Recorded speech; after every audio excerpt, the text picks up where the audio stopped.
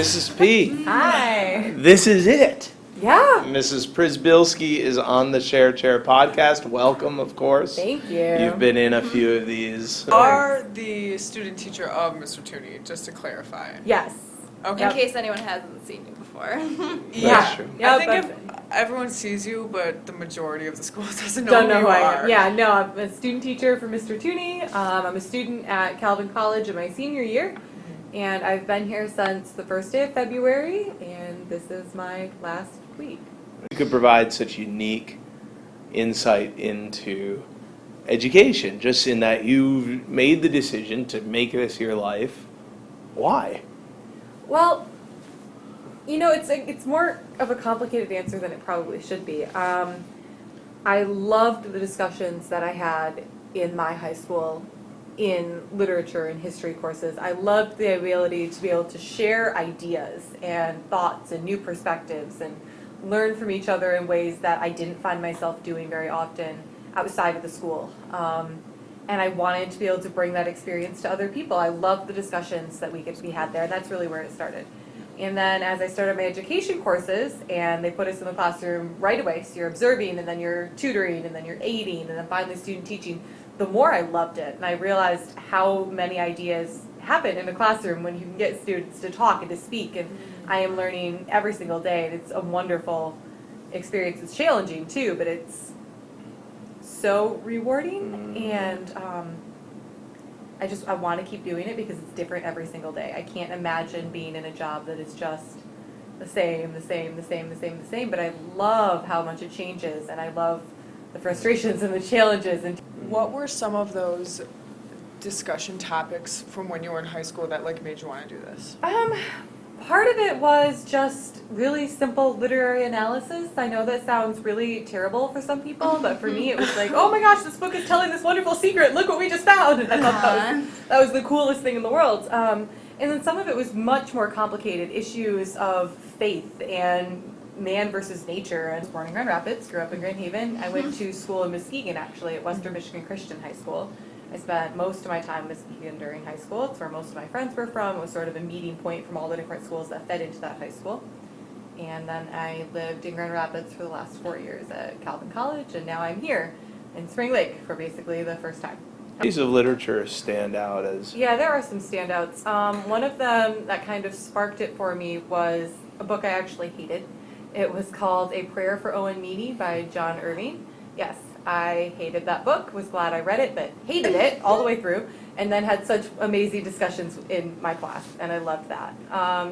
Crime and Punishment, I absolutely loved. That was incredible, reading in high school with my high school class, trying to figure it out. It was an AP class, and very challenging, but I loved the way it made us wrestle with those things, not just the text itself, but the ideas outside of it, and just surrounding it. And Jane Eyre is a personal favorite. Mm-hmm. I'm not sure if there's anything about the literature itself. I just love the story. So, what does teacher training look like going through the 4 years at Calvin? How does that? Calvin? Yeah. I mean, it's super overwhelming, but that's okay.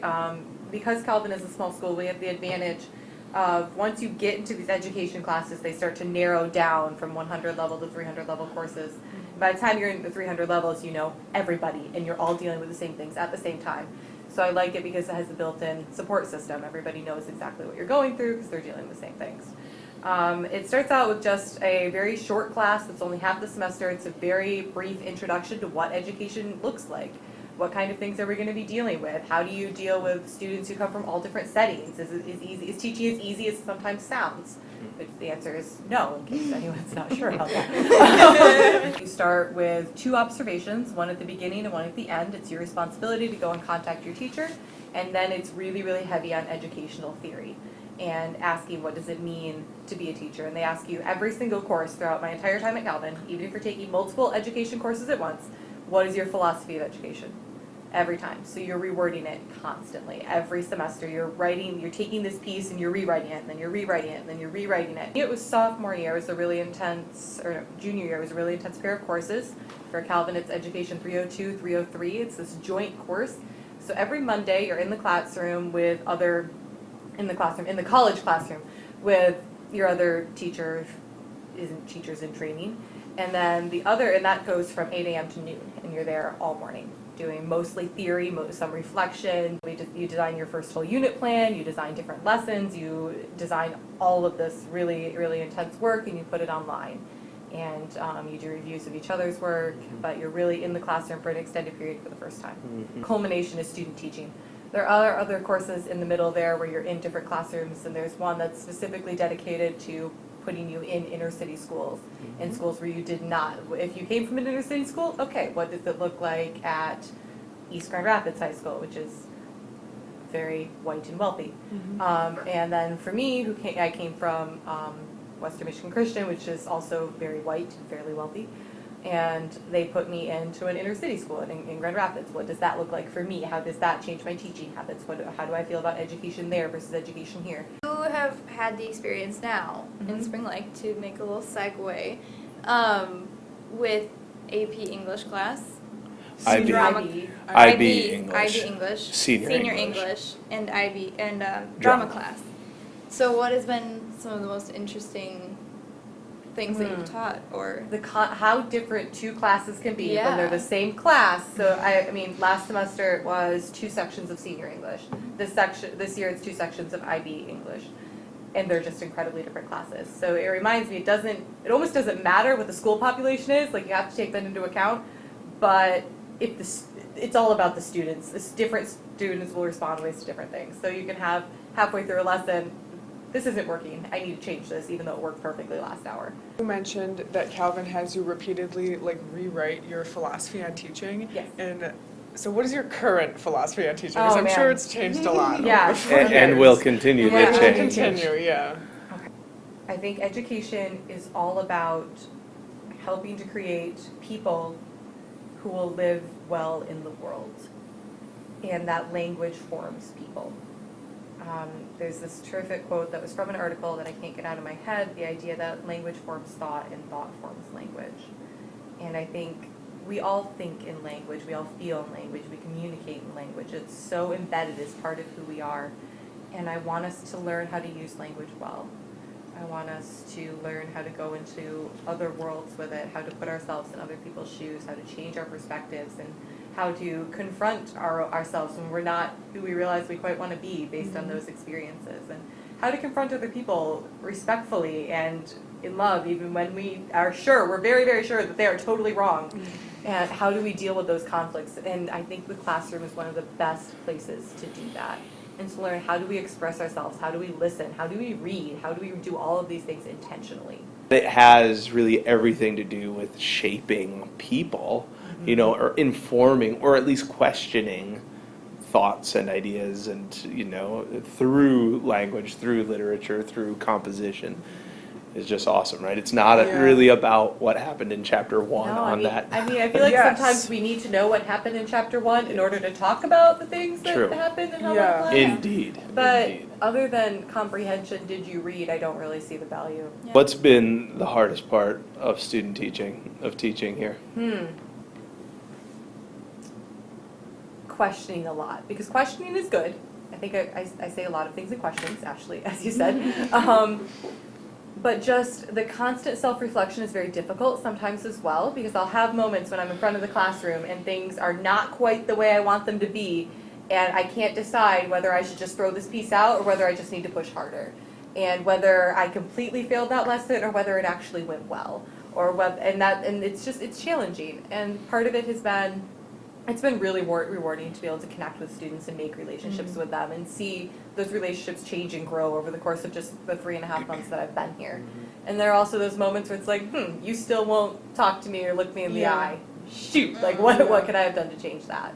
And so it's the doubt, did I do it right? Did I do it enough? And I think that's always going to be there, and that's probably a good thing, because without that I'm not going to be able to continue to evolve and grow that way. But it is frustrating at times too. It's just, This is pure curiosity from a student who's been sitting in front of teachers her entire life. And then sometimes being able to see a class fail, and then sometimes not even noticing. So what is it when you see, like, what is it that you see in the students that you think, oh, is this not working, or do I just need to push harder? Like, is it them just not paying attention? You or know, like, it's honestly, it can be one of two different things for me, at least that I've caught in Spring Lake. There's one end of the spectrum where none of them are listening to this. None of them are engaged. Like, when we're trying to read a book and all of the books are closed or in the backpacks or under the book, or like, that's the moment it's like, okay, they are not with me. They are not engaged with this. They are not responding to this. And then there's the opposite moment where you've asked a question and you're fairly sure it's a really good question, or you're sure it's a really easy question, and there's dead silence. And you're thinking, okay, did I not cover this point and they don't know if it's an easy question? Do I need to reteach that lesson? Or is it, well, did I phrase the question so badly none of them want to answer? Do they not know, or do they not want to talk? And how do I spur a conversation in a place that's resisting it? there been a moment that's like, that was great? Yeah, When that- everyone Oh was yeah, like, there have been when they there have been talk and lots, everything? Lots of moments. We at the beginning of this trimester, so early March, we started my seniors the unit on night in March, and it's a book written by a Holocaust survivor, and it's a memoir. It's really, really difficult and painful to read, but it's really excellent.